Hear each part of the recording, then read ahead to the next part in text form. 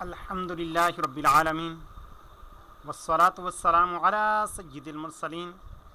اما بعد فاعوذ باللہ من الشیطان الرجیم بسم اللہ الرحمن الرحیم الصلاة والسلام علیک یا رسول اللہ وعلی آلک واصحابک یا حبیب اللہ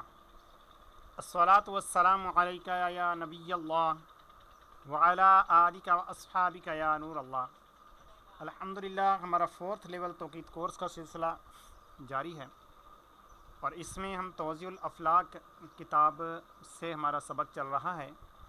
اور یہ تقریباً اختتام کی جانب ہے، چند ایک کلاسز رہ گئی ہیں۔ آج کا ہمارا جو ٹاپک ہے وہ ہے اقالیم سبعہ۔ تو آج ہم اس کے بارے میں پڑھیں گے، مفتی صاحب نے کیا ارشاد فرمایا،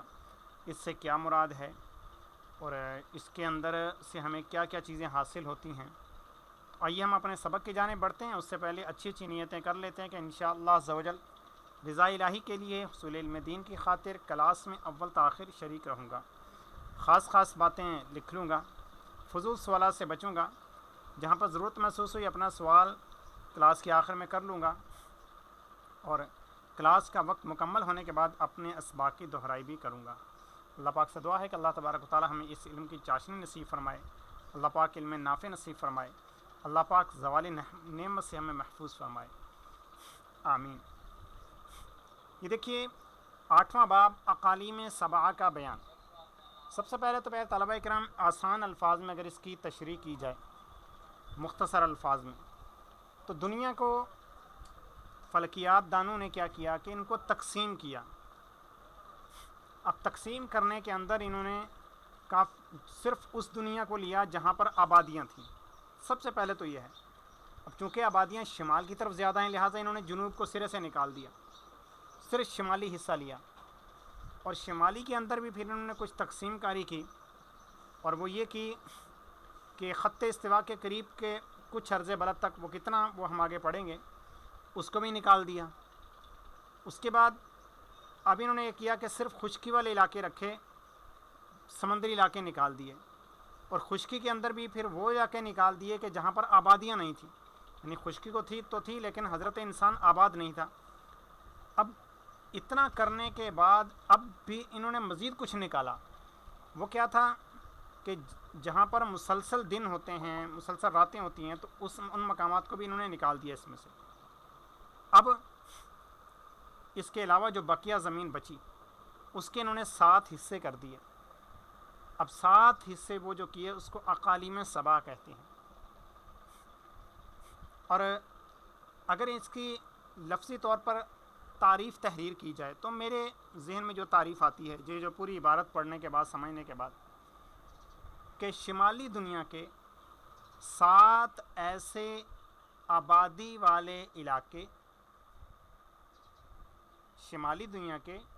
7 ایسے انسانی آبادی والے علاقے کہ جن کا موسم گرما میں دن 13 گھنٹے سے زیادہ اور 24 گھنٹے سے کم ہوتا ہو، اور جن کی رات موسم سرما میں 13 گھنٹے سے زیادہ اور 24 گھنٹے سے کم ہوتی ہو، یہ اقالیم سبعہ کے اندر آئیں گے۔ یعنی اگر 13 گھنٹے سے کم دن کا دورانیہ بن رہا ہے تو پھر وہ اقالیم سبعہ سے خارج ہے، یعنی یہ موسم گرما کی بات ہو رہی ہے، ورنہ اعتدالین پر تو تقریباً پوری دنیا میں یہی حال ہوتا ہے۔ اب دیکھیے اس کے اندر سے خط استوا کے قریب جو مقامات ہیں تو وہاں پر 12 گھنٹے یا 12.5 گھنٹے سے اوپر دن جاتا ہی نہیں ہے، تو لہٰذا وہ مقامات خارج ہو گئے۔ اس کے علاوہ اب بقیہ کئی چیزیں خارج ہو گئیں، اور اسی سے اب 24 گھنٹے سے جب کم دن کی قید لگائی تو وہاں سے جو 24 گھنٹے سے اوپر دن ہوگا، یعنی 2 دن کے برابر دن، 3 دن کے برابر دن، تو وہ مقامات بھی خارج ہو گئے، اگرچہ وہاں پر آبادیاں موجود ہیں۔ دنیا کی آبادی تقریباً وہاں تک موجود ہے جہاں پر 4 مہینے کا دن اور 4 مہینے کی رات ہوتی ہے، وہاں تک انسانی آبادی موجود ہے، لیکن اقالیم سبعہ میں شامل نہیں ہے وہ۔ تو آئیے ابھی ہم کتاب کی جانب چلتے ہیں۔ 8واں باب اقالیم سبعہ کا بیان، مدر النہار اور افق استوائی۔ اچھا، افق استوائی کس کو کہتے ہیں؟ اگر آسان الفاظ میں سمجھا جائے، ویسے پیچھے افق استوائی کے حوالے سے دائرۃ الافق کے اندر یہ تعریف گزر چکی ہے جو مفتی صاحب نے اپنے الفاظ میں بیان کی۔ مزید آسان الفاظ میں بیان کیا جائے تو خط استوا والوں کے لیے جو افق ہوگا تو وہ افق استوائی ہوگا، یعنی 90 درجے، یعنی افق سے ملا ہوا قطب شمالی اور افق سے ملا ہوا قطب جنوبی ہو۔ مدر النہار اور افق استوائی کے تقاطع سے، اب افق استوائی افق ہے یعنی ہمارا دائرہ ارد گرد، اور مدر النہار ہے ہمارے مشرق سے لے کر سمت الراس کو ٹچ کرتا ہوا گزرا، یعنی یہ دونوں دائرے آپس میں 90 درجے پر ایک دوسرے کو قطع کر رہے ہیں، کاٹ رہے ہیں۔ ان کے تقاطع سے سطح عرض کے 4 مساوی حصے ہو گئے، یعنی 4 حصے بن جاتے ہیں۔ کس طرح سے؟ ایک ہے 2 حصے افق کے اوپر، 2 حصے افق سے نیچے، اور افق سے اوپر ایک شمالی ایک جنوبی، اسی طرح افق سے نیچے ایک شمالی ایک جنوبی، تو یہ 4 حصے ہو گئے۔ ان میں سے ایک ربع شمالی آباد ہے، یعنی تقریباً اگر پوری اوسط دیکھی جائے دنیا کی تو شمالی جو ہے وہ تقریباً پوری دنیا کا چوتھا حصہ آباد ہے۔ باقی 3 ربع تہہ آب ہے، یعنی باقی 3 حصوں پر پانی ہے، یا تو پانی ہے یا پھر غیر آباد ہیں۔ یہ متقدمین کی تحقیق ہے۔ اسی ربع شمالی کو ربع مسکون کہا جاتا ہے، ایسا علاقہ کہ جہاں پر سکونت ہے، جہاں پر آبادی ہے، اس لیے کہ اس کے اکثر حصے میں لوگ بستے ہیں۔ 7 دائرے جو خط استوا کے متوازی ہیں، یعنی خط استوا کے ساتھ دائرہ صغیرہ جو لگے ہوئے ہیں، وہ اس ربع شمالی کے اکثر حصے کو 7 مستطیل حصوں پر تقسیم کرتے ہیں۔ مستطیل تقسیم کر دیتے ہیں کہ ان کی چوڑائی تو کم ہوتی ہے لیکن لمبائی زیادہ ہوتی ہے، جو طول و عرض دونوں میں متفاوت ہیں، یعنی جن کا طول بھی مختلف ہے، عرض بلد بھی مختلف ہے۔ یہ 7 حصے 7 اقلیم ہیں۔ ہر اقلیم کا طول ایک طرف افق استوائی شمالی غربی سے، دوسری طرف افق استوائی شمالی شرقی سے محصور ہے۔ اقلیم اول کے عرض کی ابتدا، یعنی پہلا جو اقلیم شروع ہوتا ہے اس کی ابتدا بعض لوگوں نے خط استوا سے مانی ہے، جہاں دن رات کبھی تحقیقاً اور اکثر تقریباً 12 گھنٹے کے ہوا کرتے ہیں، یہ بعض نے مانی ہے، لیکن جمہور نے خط استوا سے 30 دقیقہ عرض شمالی سے مانی ہے، یعنی 12 درجے 40 دقیقے خط استوا سے سائڈ پہ چلے جائیں گے تب جا کے اقلیم اول شروع ہوگا، جہاں سب سے بڑا دن 13.25 گھنٹے کا ہوتا ہے۔ اچھا ٹھیک ہے، یہ جو میں نے 13 گھنٹے بولا تھا نا، تو 13 گھنٹے کے بجائے 13.25 گھنٹے کر لیں، جہاں سب سے بڑا دن 13.25 گھنٹے کا ہوتا ہے۔ پانی کی ابتدا وہاں سے جہاں سے سب سے بڑا دن 13.25 گھنٹے کا ہوتا ہے، جس کا عرض شمالی 20 درجے 27 دقیقے ہے، اور اقلیم ثالث کی ابتدا وہاں سے ہے۔ اب ظاہر سی بات ہے پہلی اقلیم ختم ہوتی ہے تو دوسری اقلیم شروع ہو جاتی ہے، تو اس لیے انہوں نے صرف ابتدا یہاں پر بتا رہے ہیں۔ اقلیم ثالث کی ابتدا وہاں سے ہے جہاں سب سے بڑا دن 14.25 گھنٹے کا ہوتا ہے، جس کا عرض شمالی 27.5، اور اقلیم رابع کی ابتدا وہاں سے ہے جہاں سب سے بڑا دن 14.25 گھنٹے کا ہوتا ہے، جس کا عرض شمالی 33 درجہ 37 دقیقہ ہے، اور اقلیم خامس وہاں سے ہے جہاں سب سے بڑا دن 15.25 گھنٹے کا ہوتا ہے، جس کا عرض شمالی 38 درجہ 54 دقیقہ ہے، اور اقلیم سادس کی ابتدا وہاں سے ہے جہاں سب سے بڑا دن 15.25 گھنٹے کا ہوتا ہے، جس کا عرض شمالی 43 درجہ 22 دقیقہ ہے، اور اقلیم سابع جو آخری اقلیم ہے اس کی ابتدا ہے جہاں سب سے بڑا دن 16.25 گھنٹے کا ہوتا ہے، جس کا عرض شمالی 47 درجے 12 دقیقے ہے۔ اب چونکہ ابتدا ہے، اب آگے اس کی انتہا کہاں تک ہے؟ پہلے تو ہر اقلیم کی ابتدا کے بعد انتہا کا کوئی پیمانہ تھا، تو یہاں پر آگے بیان کر دیا۔ اقلیم سابع کا آخر بعضوں کے نزدیک وہاں سے ہے جہاں آبادی ختم ہوتی ہے، جس کا عرض شمالی تقریباً 66.5 درجے ہے، لیکن جمہور کے نزدیک اقلیم سابع کا آخر وہاں سے ہے جہاں سب سے بڑا دن 16.25 گھنٹے کا ہوتا ہے، یعنی انہوں نے 24 گھنٹے سے بھی کم کر لیا۔ جمہور کے نزدیک 16.25 گھنٹے کا تک انہوں نے مانا ہے، جس کا عرض شمالی 50 درجے 20 دقیقہ ہے، کیونکہ 66.5 درجے سے آگے ویسے مسلسل دنوں کا آغاز ہو جاتا ہے، یعنی 66.5 درجے سے پیچھے مانیں گے تو وہی 24 گھنٹے والی تاریخ صادق آتی ہے، لیکن یہ جمہور کے نزدیک 16.25 گھنٹے تک ہے، جس کا عرض شمالی 50 درجہ 20 دقیقہ ہے۔ اس کے بعض کی آبادیاں جمہور نے اقالیم سبع سے خارج مانی ہیں، جیسے انگلینڈ، آئرلینڈ، اسکاٹ لینڈ وغیرہ۔ تنبیہ: تشریح میں یہ تصریح ہے کہ خط استوا سے شمال کی طرف جہاں آبادی ختم ہوتی ہے اس کا عرض تمام میل اعظم کے برابر ہے، اور بطلیموس نے جغرافیہ میں یہ تنصیص کی ہے کہ خط استوا سے جنوب کی طرف 16 درجے 25 دقیقے تک آبادی ہے، لہٰذا جنوبی اور شمالی آبادیوں کے عرض کا امتداد تقریباً 83 درجے ہے۔ چنانچہ تصریح میں ہے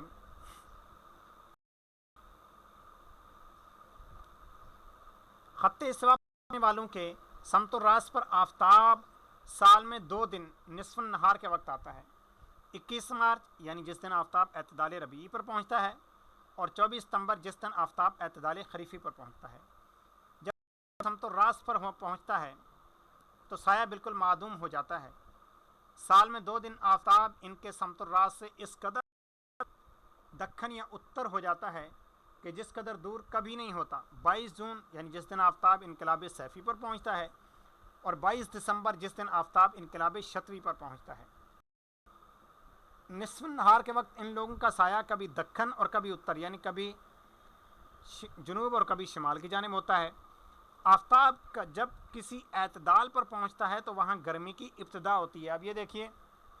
ویسے تو جو خط استوا پر لوگ رہتے ہیں وہاں پر موسم ایک جیسا تقریباً رہتا ہے، تو وہاں پر بھی مفتی صاحب فرما رہے ہیں کہ وہاں پر موسم پھر آتے کیسے، ان موسموں کی تمیز کیسے کریں گے جب رہتا ہے تقریباً گرمی جیسا موسم ہے۔ فرماتے ہیں جب کسی اعتدال پر سورج پہنچتا ہے تو وہاں گرمی کی ابتدا ہوتی ہے، جب کسی انقلاب پر پہنچتا ہے تو وہاں جاڑے کی ابتدا ہوتی ہے، لہٰذا وہاں سال میں 2 بار گرمی اور 2 بار جاڑا ہوتا ہے۔ گرمی کے بعد جاڑے سے پہلے خریف اور جاڑے کے بعد گرمی سے پہلے ربیع لازم آتا ہے، اس لیے سال میں وہاں 2 بار ربیع اور 2 بار خریف ہوتا ہے، یعنی وہاں 8 فصلیں ہوتی ہیں،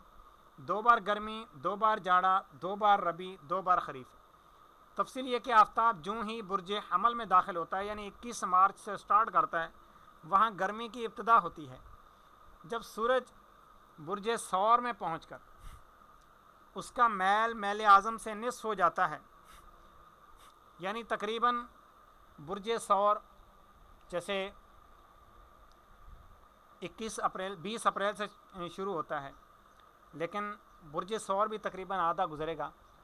یعنی تقریباً 5 مئی بنے گا تو میل اعظم سے نصف میل ہو جائے گا۔ 5 مئی سے کچھ اوپر ہی ہو جائیں گے کیونکہ سورج کی چال آہستہ آہستہ سلو ہو رہی ہوتی ہے، تو وہاں خریف کی ابتدا ہو جاتی ہے۔ اور جو ہی برج سرطان میں داخل ہوتا ہے وہاں کی ابتدا ہوتی ہے یعنی 21 جون کو۔ جب برج دلو میں پہنچ کر اس کا میل اعظم سے نصف ہو جاتا ہے تو ربیع کی ابتدا ہوتی ہے۔ یہ ظاہر ہوتا ہے کہ فصول کا مدار میل شمس ہے، نہ کہ تقویم شمس، یعنی سورج کا جو میل ہے اس کے بدلنے سے جو ہے موسم بدلتے ہیں۔ ہمارے سمت الراس سے سورج کتنا جھکا ہوا ہے اس چیز کا اعتبار ہے، نہ کہ تقویم شمس کہ پورے سال کا ہم نے سورج کا ایک دفعہ دیکھ کر پورے دنیا کے لیے ہم حکم لگا دیں۔ چنانچہ منفی میل ہوتے ہی گرمی کی ابتدا اور میل اعظم ہوتے ہی جاڑے کی ابتدا ہوتی ہے، میل اعظم کا نصف ہوتے ہی ربیع یا خریف کی ابتدا ہوتی ہے۔ لہٰذا میل شمس کی مقدار اور فصول کا مقدار جاننے والے یہ اچھی طرح جانتے ہیں وہاں تمام فصلیں برابر نہیں ہیں، دونوں بار گرمی اور دونوں بار کا زمانہ تقریباً 1 مہینہ ہے، دونوں بار جاڑا اور دونوں بار خریف کا زمانہ تقریباً 2 مہینے۔ اب دونوں بار گرمی اور دونوں بار ربیع کا زمانہ تقریباً 1 مہینے ہے۔ اب تقریباً 1 مہینہ کیسے ہے اور کیوں ہے؟ پیارے طلبہ کرام، اصل میں وجہ یہ ہے، سورج جب خط استوا سے دور جا رہا ہوتا ہے تو ہر لمحہ اس کی چال سلو ہو رہی ہوتی ہے، آہستہ ہو رہی ہوتی ہے اس کی سپیڈ، لہٰذا میل اعظم سے کافی پہلے ہی یہ آدھا ہو جاتا ہے، یعنی شروع میں سپیڈ تیز ہونے کی وجہ سے اس کا میل جلدی کم ہو گیا،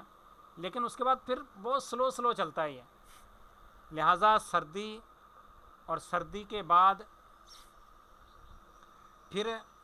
جو موسم بہار آیا تو یہ بہت سلو آیا۔ اب جیسے ہی یہ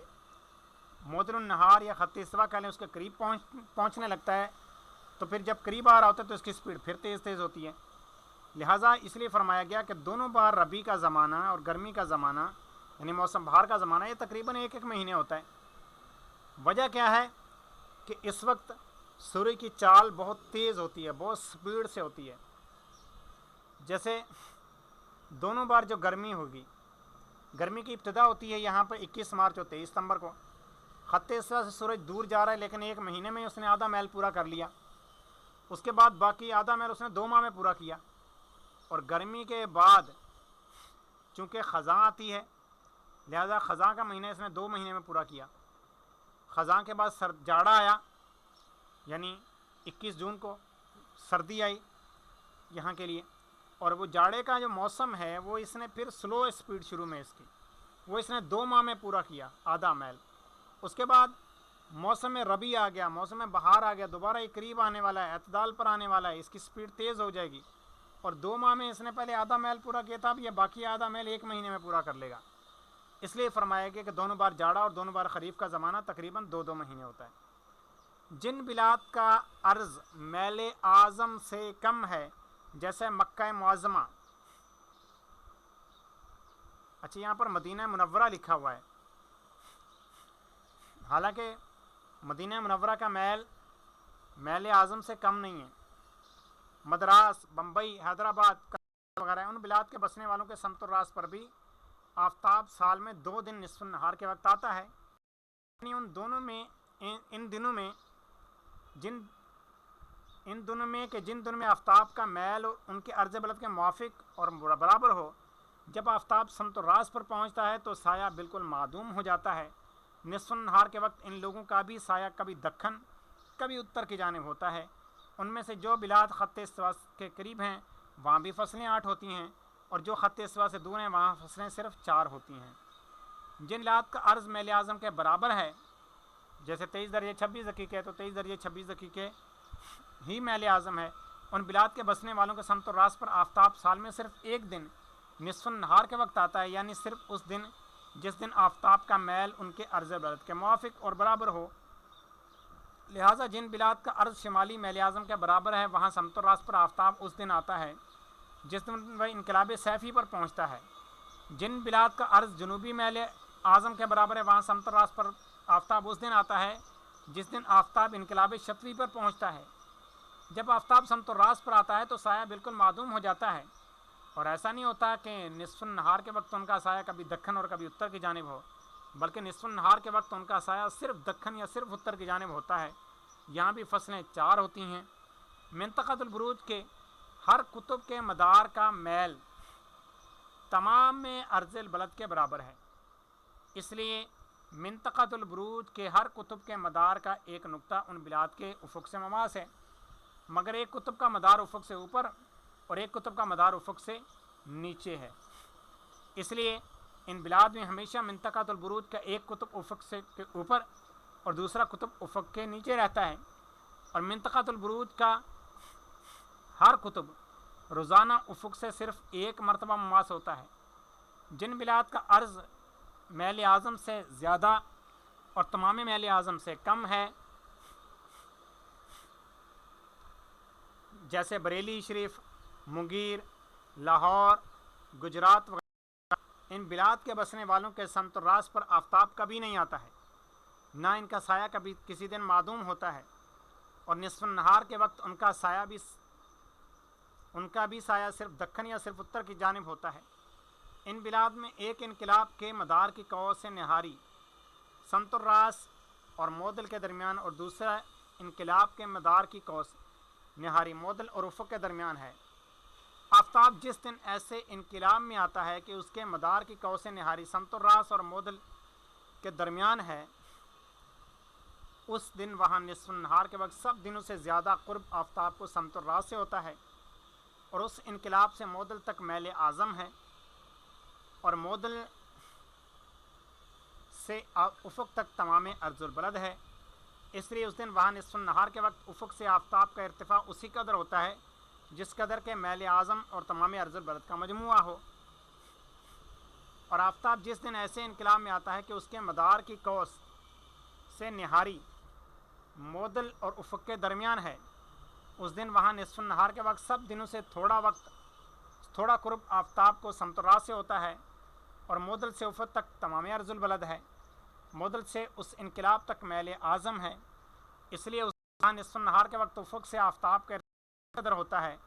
جس قدر کے تمام عرض البلد میں سے میل اعظم کو گھٹانے پر حاصل تفریق ہو۔ جن بلاد کا عرض تمام میل اعظم کے برابر ہے وہاں پر انقلاب کے مدار کا میل تمام عرض البلد کے برابر ہے،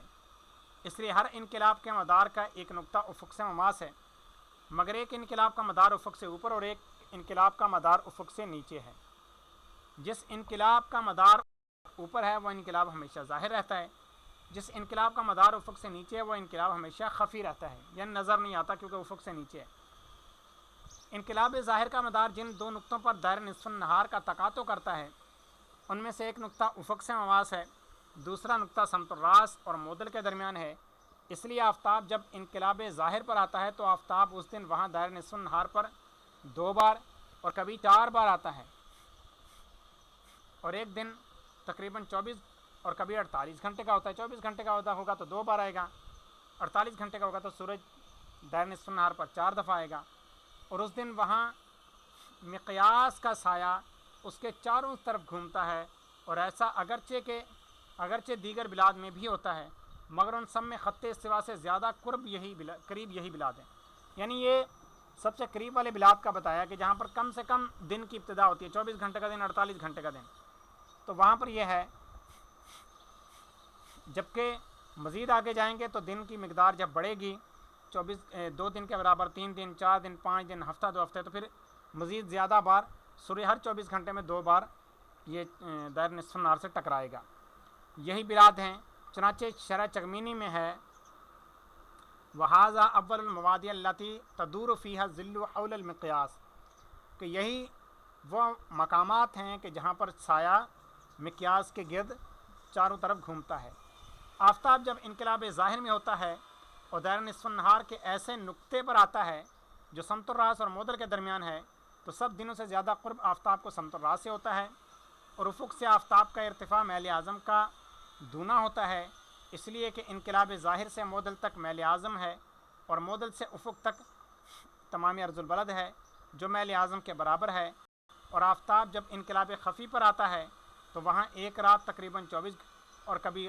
تقریباً 48 گھنٹے کو ہوتی ہے۔ منطقۃ البروج کے قطبوں کے درمیان جو 2 مدار ہیں وہ معدل النہار سے اسی قدر دور ہیں جس قدر معدل النہار سے سمت الراست والقدم دور ہیں، اس لیے منطقۃ البروج کے ایک قطب کے مدار کا ایک نقطہ سمت الراست پر اور دوسرے قطب کے مدار کا ایک نقطہ سمت القدم پر منطبق ہے، اور وہاں ہر چکر میں صرف ایک مرتبہ منطقۃ البروج کا ایک قطب سمت الراست پر، دوسرا قطب سمت القدم پر آیا کرتا ہے، اور جب کسی دائرہ عظیمہ کا ایک قطب راست پر اور دوسرا قطب سمت القدم پر منطبق ہوتا ہے تو وہاں دائرہ عظیمہ افق پر منطبق ہو جاتا ہے، جیسے خود افق، دائرہ افق، اس کا یہی ہوتا ہے کہ ایک قطب سمت الراست ہے، دوسرا قطب سمت القدم ہے، لہٰذا جب منطقۃ البروج کا ایک قطب وہاں سمت الراست پر اور دوسرا قطب سمت القدم پر منطبق ہوتا ہے تو وہاں دائرہ منطقۃ البروج یہ افق پر منطبق ہو جاتا ہے، اور مارہ بالاقطاب الاربعہ سمت الراست والقدم سے گزرتا ہے، لہٰذا مارہ بالاقطاب الاربعہ دائرہ نصف النہار پر منطبق ہو جاتا ہے، اور انقلابین پر افق کا تقاطع کرتا ہے، جبکہ انقلاب شتوی معدل النہار سے ہمیشہ جنوب کی طرف، انقلاب سیفی معدل النہار سے ہمیشہ شمال کی طرف رہتا ہے، تو افق پر دائرہ منطقۃ البروج اور دائرہ نصف النہار پر مارہ بالاقطاب الاربعہ کے منطبق ہو جانے سے نقطہ جنوب پر انقلاب شتوی، نقطہ شمال پر انقلاب سیفی منطبق ہو جاتا ہے، اور جن بلاد کا عرض شمالی تمام میل اعظم کے برابر ہے وہاں نظیر شتوی جنوب کی طرف سمت الراست اور انقلاب شتوی کے درمیان آ جاتا ہے، جبکہ نظیر شتوی سے مشرق کی طرف اعتدال ربیعی اور مغرب کی طرف اعتدال خریفی ہے، تو وہاں اعتدال ربیعی نقطہ مشرق پر اور اعتدال خریفی نقطہ مغرب پر منطبق ہو جاتا ہے، اور جب وہاں نقطہ جنوب پر انقلاب شتوی، نقطہ شمال پر انقلاب سیفی اور نقطہ مشرق پر اعتدال ربیعی، نقطہ مغرب پر اعتدال خریفی یہ منطبق ہوتا ہے، اور انقلاب شتوی مبدأ جدی اور انقلاب سیفی مبدأ سرطان اور اعتدال ربیعی مبدأ حمل اور اعتدال خریفی مبدأ میزان ہے، تو وہاں نقطہ جنوب پر मबदा जद्दी, नुक्ता शिमाल पर मबदा सरतान, नुक्ता मशरक़ पर मबदा हमल और नुक्ता मगरिब पर मबदा मीज़ान मुंतबिक हो जाता है। तफसील यह है कि जद्दी दल वहूद के शर्की जुनूबी, असल में आप देखिए पूरा दायरा जो है मिंतक़तुल बुरूज ये उफ़क़ पर मुंतबिक हो गया। जैसे उफ़क़ का दायरा वैसे दायरा मिंतक़तुल बुरूज बन गया। तो अब ये हुआ जद्दी दल वहूद, उफ़क़ शर्की जुनूबी, इस पर आ गए। हमल सौर जोज़ा, उफ़क़ शर्की शमाली पर। सरतान असद सुंबुला, उफ़क़ गरबी शिमाली पर। और मीज़ान अक़रब क़ौस उफ़क़ गरबी जुनूबी पर मुंतबिक होते हैं। बाद में एक बात ये अजीब है कि जो ही मिंतक़तुल बुरूज का एक कुतुब समतुल रास से मगरिब की तरफ और दूसरा कुतुब समतुल कदम से मशरिक़ की तरफ हटता है, मिंतक़तुल बुरूज का एक निस्फ़ उफ़क़ शर्की से ऊंचा, दूसरा निस्फ़ उफ़क़ गरबी से नीचा हो जाता है। यानी जद्दी दल वहूद हमल सौर जोज़ा एक साथ तुलू कराते हैं, फिर और सरतान असद सुंबला मीज़ान अक़रब क़ौस एक साथ गुरूब कर जाते हैं। फिर जो बुरूज एक साथ तुलू करते हैं आगे पीछे पर पहुंचते हैं और आगे पीछे गुरूब करते हैं। जो बुरूज एक साथ गुरूब करते हैं वो आगे पीछे उफ़क़ शर्क़ पर पहुंचते हैं और आगे पीछे तुलू करते हैं, इसलिए कि मिंतक़तुल बुरूज के दोनों कुतुब के मदार जुदा जुदा हैं। लिहाजा मिंतक़तुल बुरूज का जो कुतुब समतुल रास से मगरिब की तरफ हटता है वो कभी समतुल कदम पर मुंतबिक नहीं होता। उसका जो कुतुब समतुल कदम से मशरिक़ की तरफ हटता है वह कभी समतुल रास पर मुंतबिक नहीं होता। इसलिए जब तक दायरा मिंतक़तुल बुरूज का एक चक्कर पूरा ना हो जाए वह हरगिज़ उफ़क़ पर मुंतबिक नहीं होता। और जिन बिलाद का अर्ज़ जुनूबी तमाम मैल आज़म के बराबर है वहाँ नज़ीर सैफ़ी शिमाल की तरफ समतुल रास और इनकलाब सैफ़ी के दरमियान आ जाता है, जबकि नज़ीर सैफ़ी से मशरिक़ की तरफ एतदाल खरीफ़ी और मगरिब की तरफ एतदाल रबी है, तो वहाँ एतदाल खरीफ़ी नुक्ता मशरिक़ पर, एतदाल रबी नुक्ता मगरिब पर मुंतबिक हो जाता है। और जब वहाँ नुक्ता जुनूब पर इनकलाब शतवी, नुक्ता शिमाल पर इनकलाब सैफ़ी, नुक्ता मशरिक़ पर एतदाल खरीफ़ी और नुक्ता मगरिब पर एतदाल रबी मुंतबिक होता है, और इनकलाब शतवी है जो है यहाँ से मबदा जद्दी यानी बुर्ज जद्दी की यहाँ पर इब्तिदा होती है, और इनकलाब सैफ़ी मबदा सरतान, एतदाल खरीफ़ी मबदा मीज़ान और एतदाल रबी मबदा हमल है, तो वहाँ नुक्ता जुनूब पर मबदा जद्दी, नुक्ता शिमाल पर मबदा सरतान और नुक्ता मशरिक़ पर मबदा मीज़ान और नुक्ता मगरिब पर मबदा हमल मुंतबिक हो जाता है। तफसील यह है कि सरतान असद सुंबला उफ़क़ शर्की शिमाली पर और मीज़ान अक़रब क़ौस उफ़क़ शर्की जुनूबी पर, जद्दी दल वहूद उफ़क़ गरबी जुनूबी पर और हमल सौर जोज़ा उफ़क़ गरबी शिमाली पर मुंतबिक होते हैं। लिहाजा इन बिलाद में ये बात अजीब है कि जो ही मिंतक़तुल बुरूज का एक कुतुब समतुल रास से मगरिब की तरफ और दूसरा कुतुब समतुल कदम से मशरिक़ की तरफ हटता है, 6 बुरूज सरतान असद सुंबला मीज़ान अक़रब क़ौस एक साथ तुलू कराते हैं। चूँकि आधा मिंतक़तुल बुरूज डायरेक्ट नज़र आना शुरू हो जाएगा और 6 बुरूज जद्दी दल वहूद हमल सौर जोज़ा एक साथ गुरूब कर जाते हैं। फिर जो बुरूज एक साथ तुलू करते हैं आगे पीछे उफ़क़ गरबी पर पहुँचते और आगे पीछे गुरूब करते हैं, और जो बुरूज एक साथ गुरूब करते हैं वह आगे पीछे उफ़क़ शर्की पर पहुँचते और फिर इसी तरह पै दर पै आगे पीछे गुरूब करते हैं। जिन बिलाद का अर्ज़ तमाम अहले आज़म से ज़्यादा और रुबो दौर से कम है, ना समतुल रास पर मिंतक़तुल बुरूज का कोई कुतुब कभी आता है ना कभी समतुल कदम पर, बल्कि उसके दोनों कुतुब समतुल रास और समतुल कदम से हमेशा दूर रहते हैं। मिंतक़तुल बुरूज के हर कुतुब का मदार का मैल वहाँ के तमाम अर्ज़ से ज़्यादा है,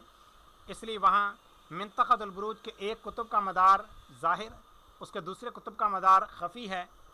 मिंतक़तुल बुरूज के कुतुब का मदार ज़ाहिर जिन दो नुक्तों पर दायरे निस्फ़ुन नहार का तकातो करता है, उफ़क़ और दूसरा एक नुक्ता उफ़क़ और समतुल रास के दरमियान और दूसरा नुक्ता समतुल रास और मोदल के दरमियान है। मिंतक़तुल बुरूज का कुतुब ज़ाहिर वहाँ जब दायरे निस्फ़ुन नहार के ऐसे नुक्ते पर आता है कि जो समतुल रास और मोदल के दरमियान है, तो हर घड़ी से ज़्यादा कुर्ब उस कुतुब को समतुल रास से होता है اور تمام میل اعظم سے وہاں کا عرض البلد جتنا زیادہ ہے، قطب ظاہر صرف اسی قدر سمت راس معدل کی طرف دور ہوتا ہے۔ وہاں اعظم مدار ظاہر یعنی جس مدار کا میل تمام عرض البلد کے برابر ہے اور شمالی یا جنوبی ہونے میں عرض البلد کے موافق ہے، وہ دو منطقۃ البروج کا تقاطع کرتا ہے۔ یوں ہی اعظم مدار خفی یعنی جس مدار کا میل تمام عرض البلد کے برابر ہے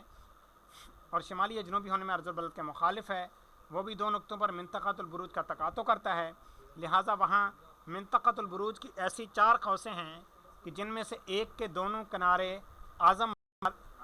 ظاہر سے، ایک کے دونوں کنارے اعظم مدار خفی سے مواس ہیں، اور باقی 2 قوسوں میں سے ہر ایک کا کنارہ اعظم مدار ظاہر سے اور دوسرا کنارہ اعظم مدار خفی سے مماس ہے۔ منطقۃ البروج کی جس قوس کے دونوں کنارے اعظم مدار ظاہر سے مماس ہیں، وہ قوس وہاں ہمیشہ افق کے اوپر رہتی ہے اور کبھی غروب نہیں کرتی، اس لیے کہ اس قوس کے مدار کا میل تمام عرض البلد سے کم نہیں ہے اور شمالی یا جنوبی ہونے میں عرض البلد کے موافق ہے۔ اس قوس کے منتصف پر انقلاب ظاہر ہے، خاص سیفی۔ منطقۃ البروج کی جس قوس کے دونوں کنارے اعظم مدار خفی سے مماس ہیں، قوس وہاں ہمیشہ افق کے نیچے رہتی ہے اور کبھی طلوع نہیں کرتی ہے، اس لیے کہ اس قوس کے مدار کا میل تمام عرض البلد سے کم نہیں ہے اور شمالی یا جنوبی ہونے میں عرض البلد کے مخالف ہے۔ اس قوس کے منتصف پر انقلاب خفی ہے، خاص سیفی یا شتوی۔ منطقۃ البروج کی جس قوس کا ایک کنارہ اعظم مدار ظاہر سے، دوسرا کنارہ اعظم مدار خفی سے مماس ہے،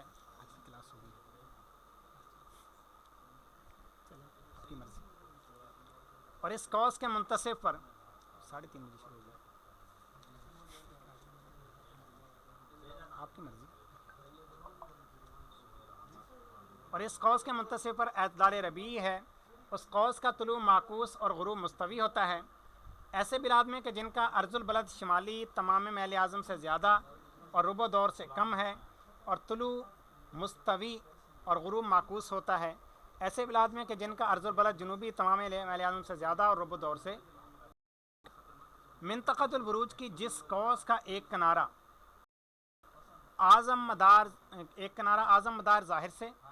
دوسرا کنارہ اعظم مدار خفی سے مماس ہے، اس قوس کے منتصف پر اعتدال خریفی ہے۔ قوس کا طلوع مستوی اور غروب معکوس ہوتا ہے۔ ایسے بلاد میں کہ جن کا عرض البلد شمالی تمام میل اعظم سے زیادہ، ربع دور سے کم ہے اور طلوع معکوس اور غروب مستوی ہوتا ہے، ایسے بلاد میں کہ عرض البلد جنوبی تمام میل اعظم سے زیادہ اور ربع دور سے کم ہے۔ فائدہ: برج کا آخری حصہ پہلے اور اول حصہ پیچھے طلوع ہونے کو طلوع معکوس کہتے ہیں۔ یہ اتنی دفعہ معکوس لفظ گزرا، یہاں پر ایک مختصر سی تحریر میں بتا دیا گیا کہ معکوس سے کیا مراد ہے۔ اور برج کا آخری حصہ پہلے اور پیچھے غروب ہونے کو غروب معکوس کہتے ہیں، جس کا عرض پورے 90 درجے سے ہے۔ وہاں معدل النہار کا ایک قطب سمت الراس، دوسرا قطب سمت القدم پر اور افق حقیقی معدل النہار پر منطبق ہے۔ وہاں مشرق و مغرب متعین نہیں ہے۔ آفتاب جب انقلاب ظاہر میں ہوتا ہے، ہر گھڑی سے زیادہ قرب آفتاب کو سمت الراس سے ہوتا ہے۔ افق سے آفتاب کا ارتفاع میل اعظم کے برابر ہوتا ہے۔ وہاں ایک سال شمسی صرف ایک دن رات کا ہوتا ہے، مگر قطب شمالی کے نیچے دن بڑا اور رات چھوٹی ہوتی ہے۔ قطب جنوبی کے نیچے یعنی قطب جنوبی سے کم عرض بلد پہ چلے جائیں یا قطب شمالی سے کم عرض بلد پہ چلے جائیں تو وہاں پیچھے وہ قطب شمالی کا بتایا، تو آگے قطب جنوبی کے بارے میں بتا رہے۔ قطب جنوبی کے نیچے رات بڑی اور دن چھوٹا ہوتا ہے، جس کی وجہ یہ ہے کہ آج کل اوج شمس معدل النہار سے شمال کی طرف، اوج کا مطلب ہے دور ہونا، یعنی دائرہ منطقۃ البروج اصل میں بالکل برابر گول دائرہ نہیں ہے، یہ بھی تھوڑا سا بیضوی شکل میں ہے۔ مرکز اس کا بالکل ایک طرف تو کچھ ہٹا ہوا ہے، یعنی مرکز سے یہ ہٹا ہوا ہے، تو یہ ایک سائڈ سے اس کا یہ قریب ہوتا ہے، مرکز سے دوسرے سائڈ سے دور ہوتا ہے۔ تو اوج شمس معدل النہار سے شمال کی طرف، جو شمال کی طرف یہ ہوتا ہے کہ سورج قریب ہو جاتا ہے، ٹھیک ہے، شمال کی طرف، اور حدید شمس معدل النہار سے جنوب کی طرف ہے، اور آفتاب جب اوج یا اس کے آس پاس ہوتا ہے تو اس کی حرکت ذاتیہ سست ہوتی ہے، وجہ یہ کہ دور ہوتا ہے نا۔ اور جب وہ حدید یا اس کے آس پاس ہوتا ہے تو اس کی حرکت ذات تیز ہوتی ہے. لہٰذا آفتاب یعنی جب قریب ہوتا ہے تو تیز ہوتی ہے حرکت، جب دور ہوتا ہے تو سست ہو جاتی ہے. لہٰذا آفتاب جب معدن نہر سے شمال کی طرف ہوتا ہے تو اس کی حرکت ذاتیہ سست ہوتی ہے. جب وہ معدن نہر سے جنوب کی طرف ہوتا ہے تو چونکہ زمین کے قریب ہوتا ہے اس کی حرکت ذاتیہ تیز ہوتی ہے. لہٰذا آفتاب اپنی حرکت ذاتیہ سے بروج جنوبیہ کو جتنی مدت میں طے کرتا ہے اس سے زیادہ مدت میں وہ بروج شمالیہ کو طے کرتا ہے. کیونکہ سست ہوتی ہے تعداد، لہٰذا وہ ایسا ایسا برج طے کرتا ہے. تفصیل یہ ہے کہ 24 ستمبر سے 21 مارچ تک تقریباً 178 دن آفتاب بروج جنوبیہ میں رہتا ہے، یعنی 180 دن سے بھی کم. حالانکہ اس نے درجات منتخبۃ البروج کے 180 طے کیے لیکن 178 دن میں. اور 21 مارچ سے 24 ستمبر تک تقریباً 187 دن. اب دیکھیے 180 درجات طے کیے لیکن 187 دنوں کے اندر وہ بروج شمالیہ میں رہتا ہے. یعنی بروج جنوبیہ میں آفتاب کے رہنے کی جو مدت ہے اس سے تقریباً 9 دن زیادہ وہ بروج شمالیہ میں رہتا ہے. یہ آگے خاتمہ ہے، اور جو بھی آگے تعریفات مزید آ رہی ہیں وہ انشاءاللہ عزوجل ہم اپنی اگلی کلاس میں پڑھیں گے. ابھی آپ نے کوئی سوال کرنا ہو تو کر لیں، اس کے بعد پھر ہم اپنے درجے کا اختتام کرتے ہیں. وعلیکم السلام ورحمۃ اللہ وبرکاتہ. جی حیدر علی بھائی.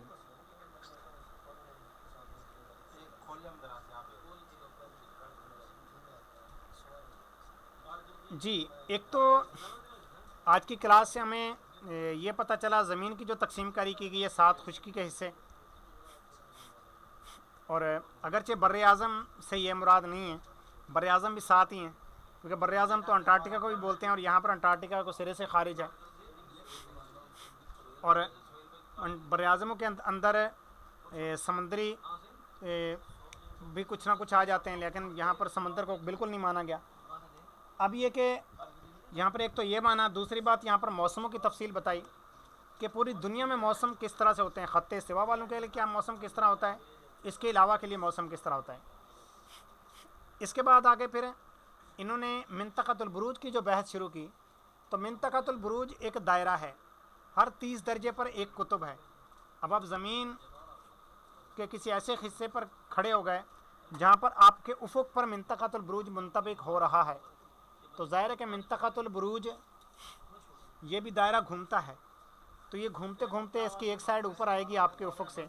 تو لہٰذا یہاں پر وہ چیز بتائی گئی کہ کس عرض بلد پر کون سے مقام پر آپ کھڑے ہوں تو کون کون سے بروج یکدم آئیں گے آپ کے اوپر. کیونکہ ظاہر جب افق پر ہے تو تقریباً ایک سائڈ پوری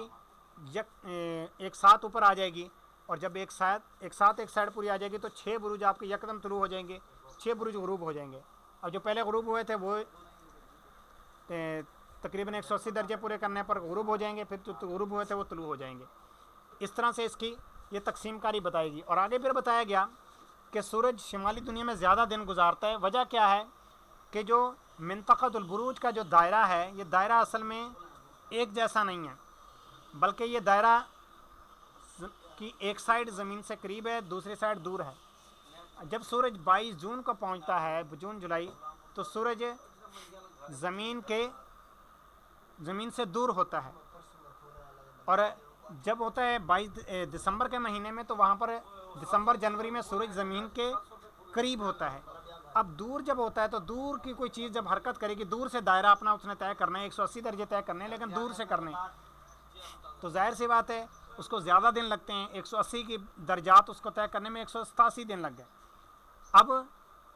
جب سورج قریب ہوا تو اس نے 180 درجات تو طے کیے لیکن جلدی جلدی طے کر لیے، لہٰذا اس کا دائرہ چونکہ چھوٹا تھا اب اس نے 180 درجات 178 دنوں میں طے کر لیے. یہ اس کا لب لباب مزید مین بنتا ہے. ٹھیک ہے حضور، ابھی پھر ہم اپنا درجے کا اختتام کرتے ہیں. اپنا خیال رکھیے، مدنی چینل دیکھتے رہیے. ہمارا مدنی مقصد مجھے اپنی اور ساری دنیا کے لوگوں کی اصلاح کی کوشش کرنی ہے انشاء اللہ عز و جل. السلام علیکم ورحمۃ اللہ وبرکاتہ.